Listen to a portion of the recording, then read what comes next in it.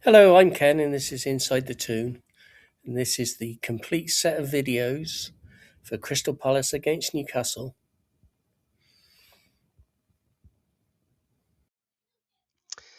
Hello and welcome, I'm Ken, and this is Crystal Palace against Newcastle on Sunday, and Eddie's held his press conference, so let's see what he had to say, shall we? Eddie was asked about his future at the club and he reaffirmed his commitment to Newcastle, stating he is 100% committed to the job. He emphasised that the club comes first, underlining his loyalty amid speculation about his future. On injury updates, Bruno, his return from a hamstring injury has been delayed after contracting mumps, which delayed his return to fitness. Worst news on Fabian Schär. He's been ruled out for a month with a foot infection and has gone back in for some minor surgery procedures. There is one boost, and that's Lewis Miley, and both Sandro Tonali are both available for the game at Selhurst Park.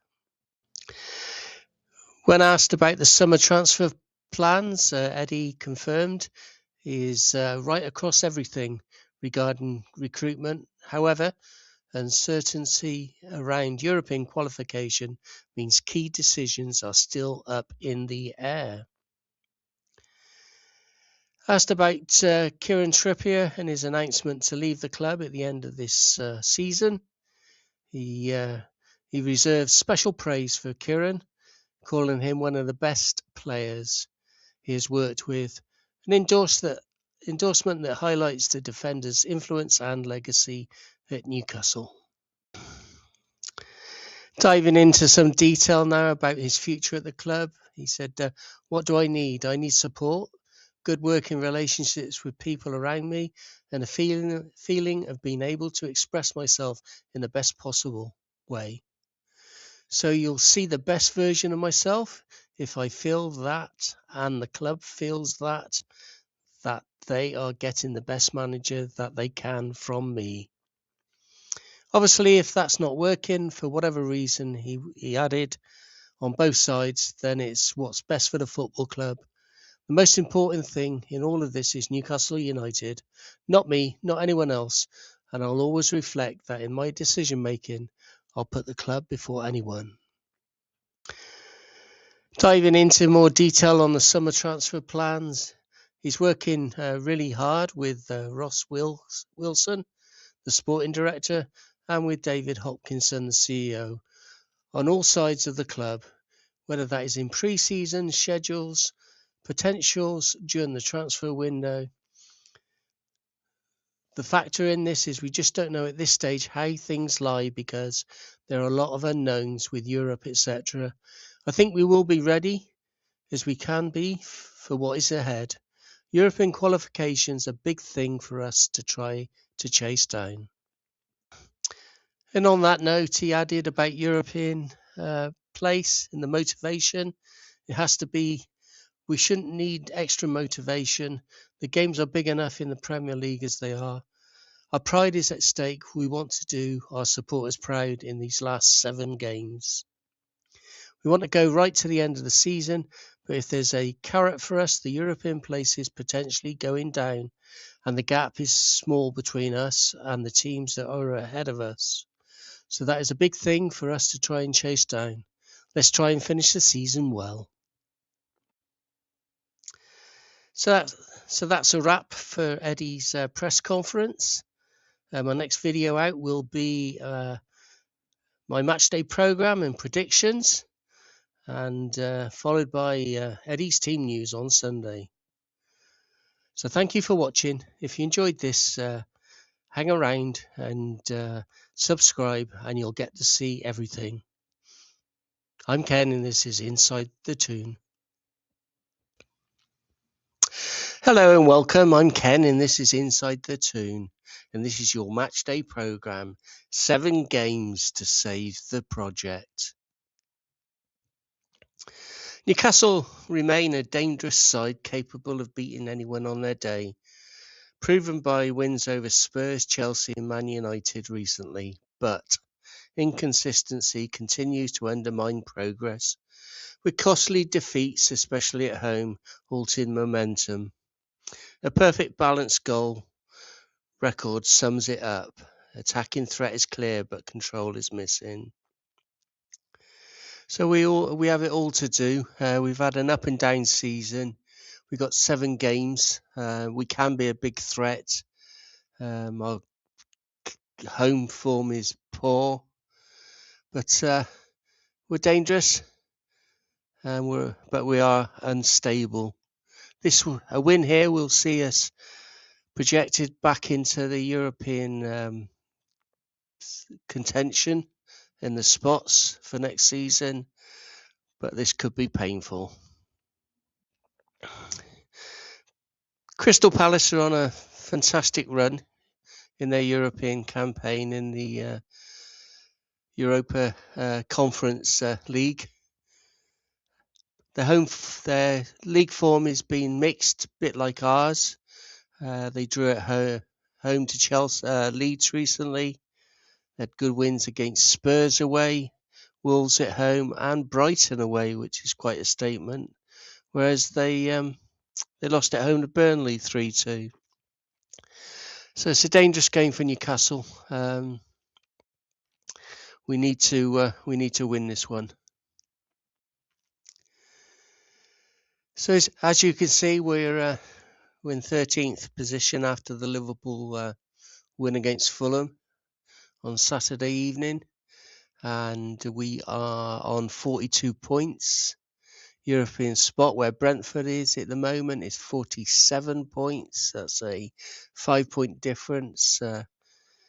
Drop 3 points today, and we'll be up there. So that's your match day program, and next up will be my predictions, team and score. Take care. So my team prediction coming up and score prediction coming up. I'm Ken, and this is Inside the Toon. And I want to see Big Nick back leading the line up front and scoring a goal today. So let's take a look at my team now. So I've gone for Pope in goal. I'll explain that in a minute.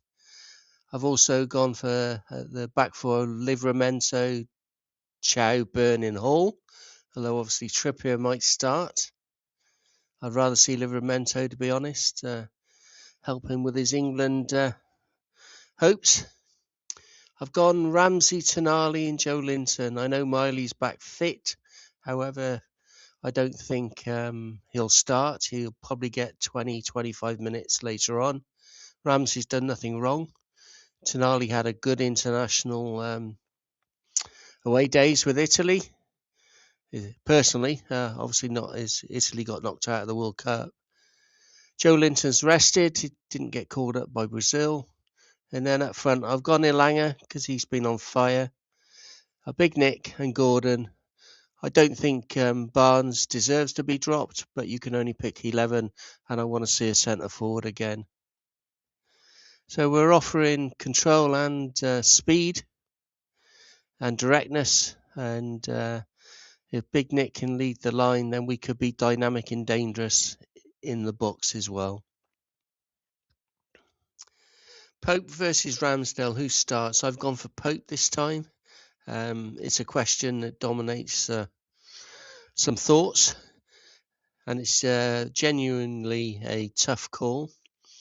Both Nick and Aaron bring distinct strengths, so the right choice depends on the tactical demands of the match against Palace. Pope is a safe and proven option. The pros are he's an elite shot stopper. He commands presence, his defensive assurances. He's a big game reliability, and he's trusted in high-pressured fixtures. Those are the cons. Well, the cons coming up are he's less comfortable with the ball at his feet, and his distribution can slow Newcastle's build-up under pressure. Ramsdale, he's the progressive alternative, superior distribution. His sweeper keeper qualities help maintain a high defensive line. And he's composed under pressure as well. And he's very quick on transitions. On the con side, he's not as dominant aerially as Pope, and he's occasionally prone to high risk moments. So there you go. It's a debate that will run and run until we either get a new goalie or we stick with one of these. So this is the 7 games to save the project opener, and I've gone for Palace 1, Newcastle 2. Why? Inconsistent but dangerous are Palace. They will create chances, especially at home. Newcastle, same story lately. Big wins, frustrating losses, but overall quality. We have the midfield edge, I believe, with Tonali and Joe Linton controlling it, and we can dominate the game from that position. Palace will have moments. They're not a soft touch, especially spells where Newcastle are under pressure. The attack for us are Gordon and Big Nick and Elanga. They give us a cutting edge more than Palace over 90 minutes.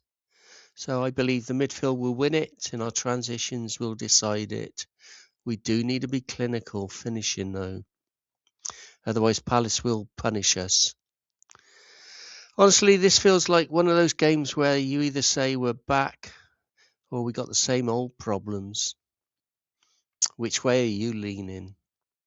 Enjoy the game. I'm Ken. This is Inside The Toon and thank you for watching.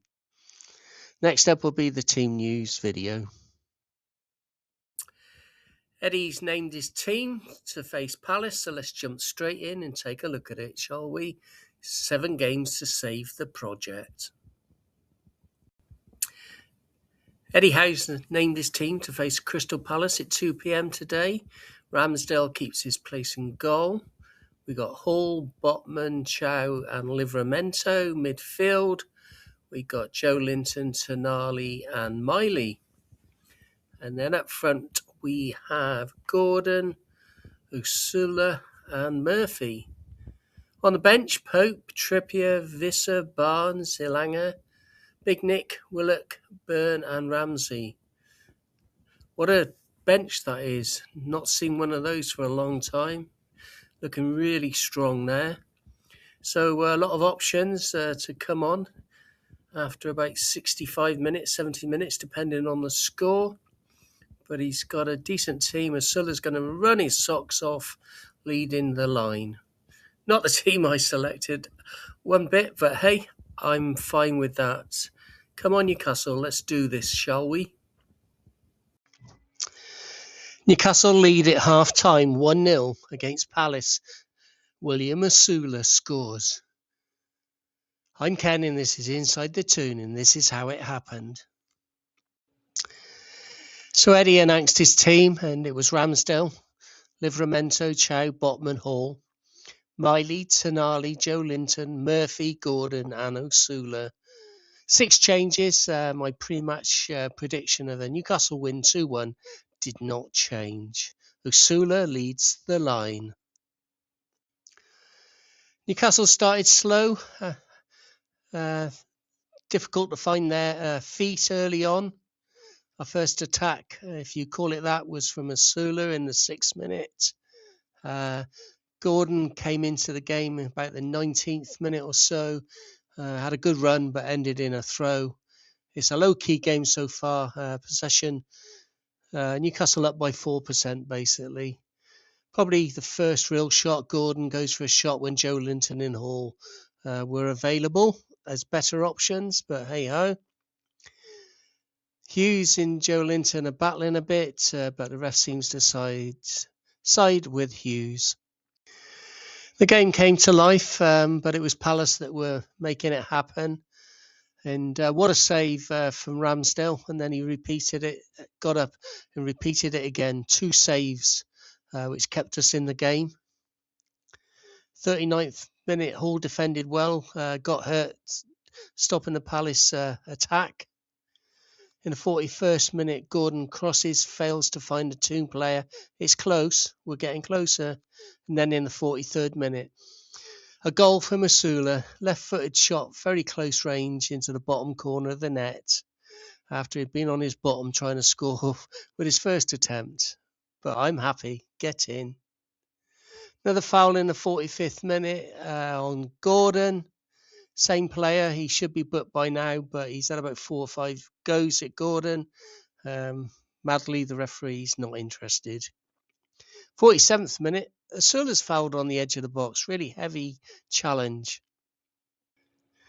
Lewis Hall takes the free kick, hits it low and hard to the near post. The goalie gets down and gets to it before anybody else can. Half-time whistle goes. Newcastle are leading 1-0. Ramsdale has kept us in the game with his 2 saves in less than 30 seconds. Asula scored and everybody is happy. Get in. So a quick look at the stats. Obviously, we're winning 1-0. As you can see, Palace are in the green on the attack momentum bar, and they attacked more than we did in the last sort of 15 minutes, but we got the goal. We had a long period of spell where we had the ball, but the shorter the bar, the less attacking it really is, or danger. Match overview numbers were 61% now, so it's gone up from what it was in the 20th minute when it was 52. Expected goals 1, big chances 1. They had one big chance. We've had 5 shots apparently, and they've had 4. It didn't feel that way, to be honest. Anyhow, second half coming up.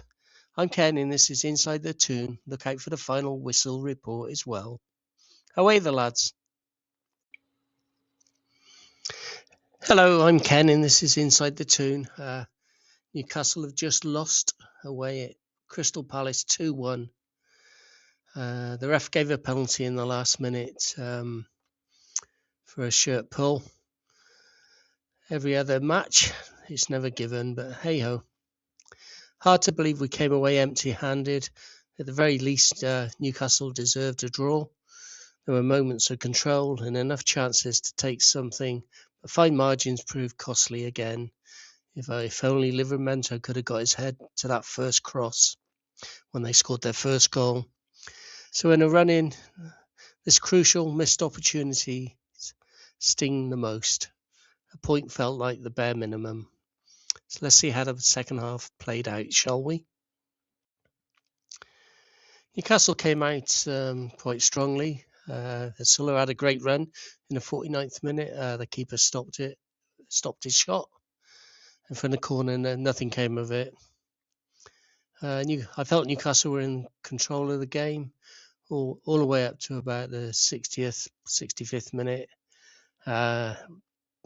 Chow was booked in the 68th minute for a shirt tug, and Palace forward was using his arm to keep him off. So 6 and 2 threes really, but not to be.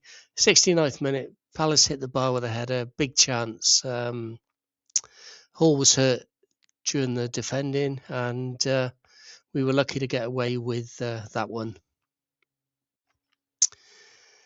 Muniz for Palace been fouling all match. I think this was about his 8th or 9th foul.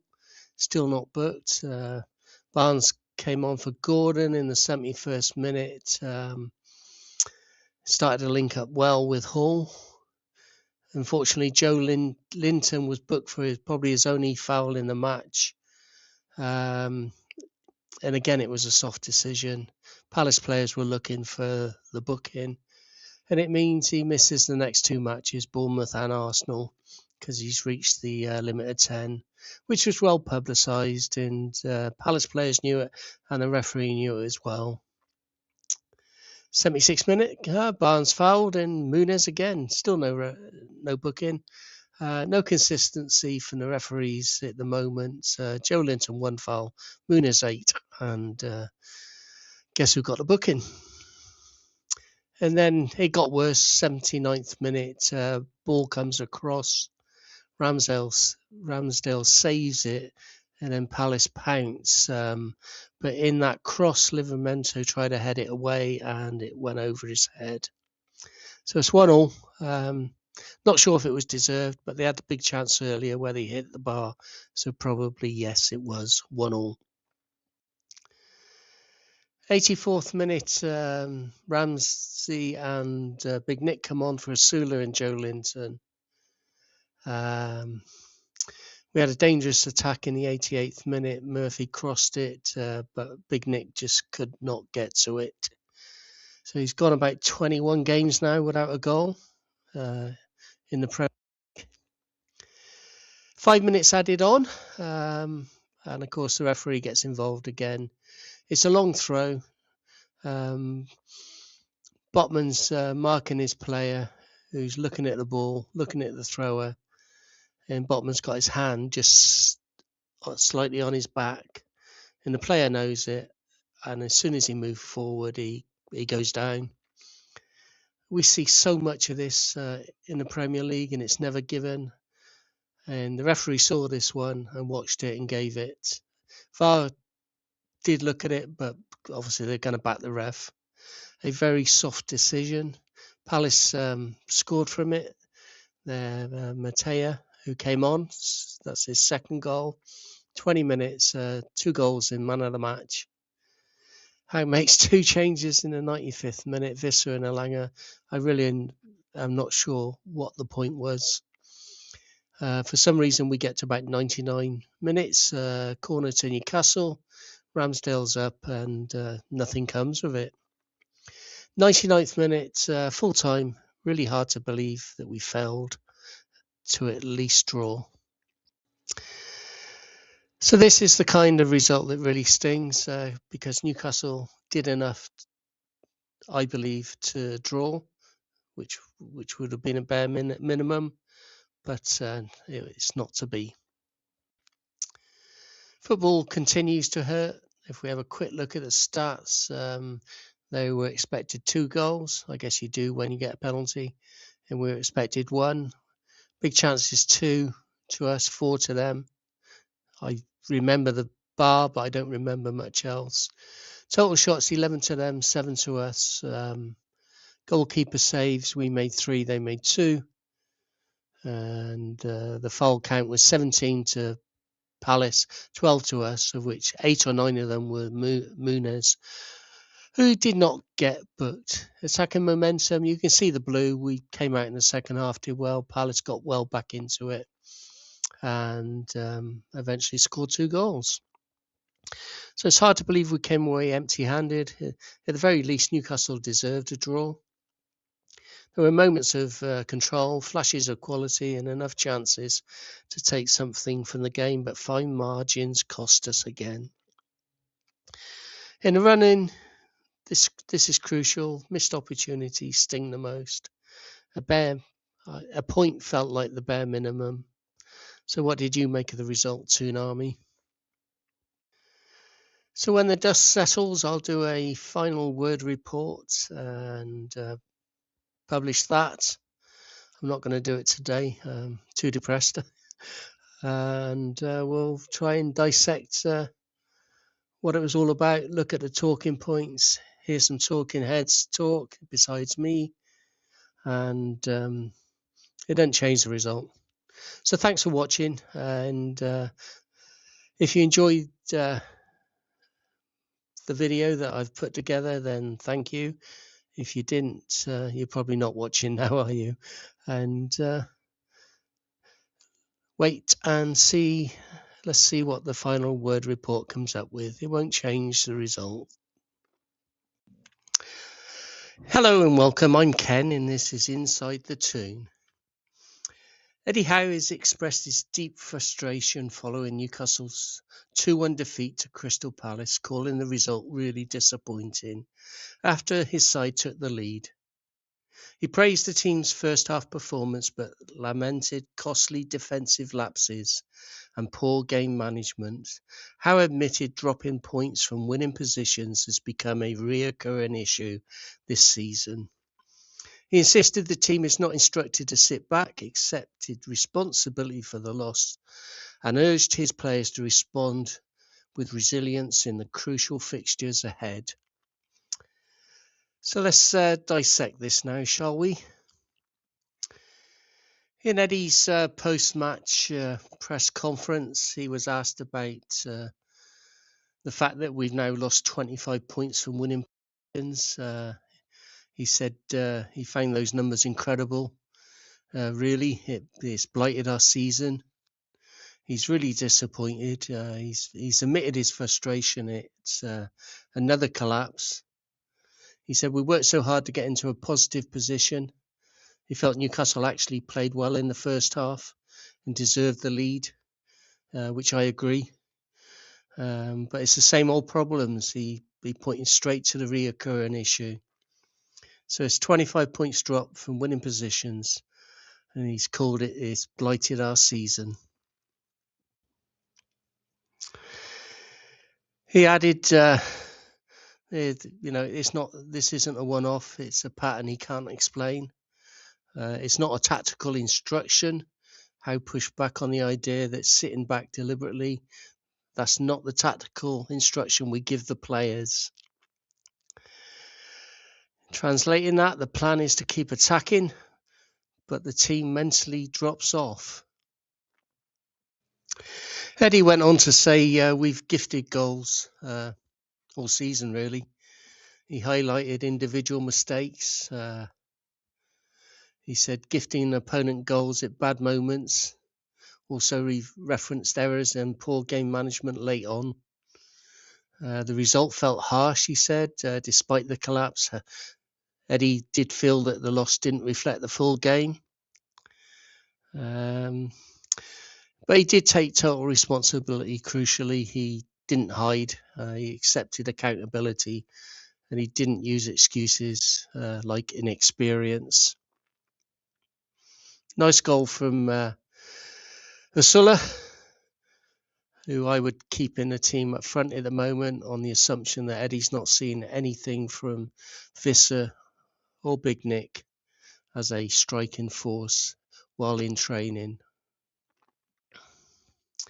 So that's what Eddie had to say. So now let's try and break this down, shall we? So the game flow and key moments. First half, smash and grab lead. Newcastle went in front just before half time, somewhat against the run of play because we'd not made a lot of chances, but we did control the game. Ursula converted from close range after good work down the flank, giving Eddie Howe's side a lead despite Palace control in spells.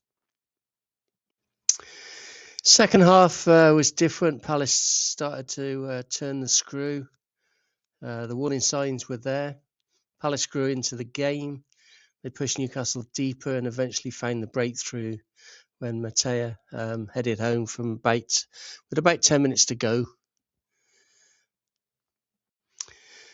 So having equalised, the real stoppage time killer blow, disaster late on. Newcastle had the game in their hands and let it slip again. Control, composure and confidence are all missing right now. And in the runner, and with the run-in underway, this one hurts badly. Disaster late on. Technical foul by Sven Botman. Gifted Palace a penalty. I disagree with the referee's decision. I think the player looked for it and fell forward so easily. But don't hold the shirt, I guess, is the answer. And that's the problem. Everyone else holds the shirt, but we got caught this time. The penalty was a good one. Ramsdale did get quite close to it, but it was fired home to complete Palace's comeback. So it's heartbreak, basically. So my reactions inside the Toon and thoughts. Newcastle dominated possession with 59%, but Palace proved far more clinical than us. Palace generated 2.56 XG from 4 big chances. I can remember 2 of them. It exposed defensive vulnerabilities. And they made their opportunities count. Despite controlling the ball, Newcastle managed just 1.13 xG and 7 shots. It was a classic case of sterile possession versus ruthless efficiency at Selhurst Park. So 3 headlines here. The clinical edge was missing from Newcastle. Were we dangerous in the right areas? Well, we had 9 shots inside the box, which underlined Newcastle's attacking intent to penetrate them, and the approach play was effective, even if the final product didn't fully reflect that dominance.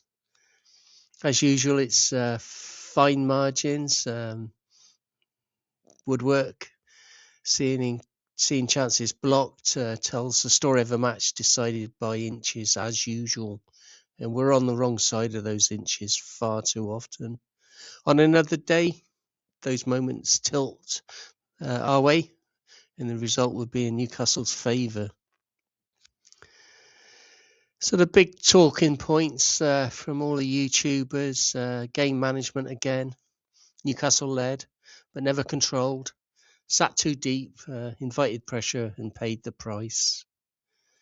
Substitutions changed everything for Palace and completely flipped their momentum.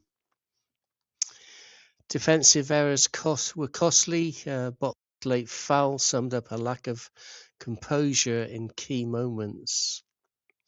Livramento missing that header, which would have headed the ball clear for their equaliser as well. And our form spiral continues. This marks 3 straight defeats, with confidence clearly shot across the side.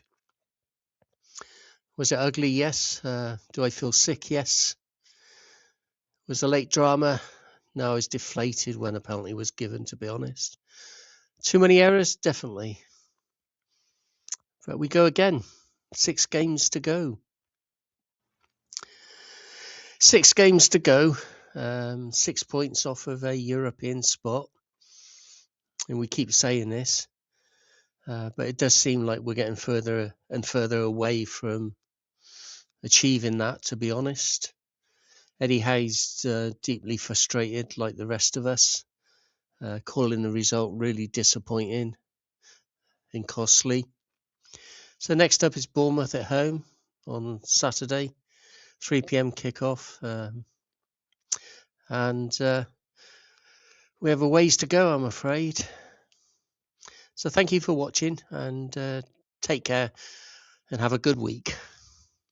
I'll have some videos out during the week to maybe cheer us up. I'm not cheery at the moment.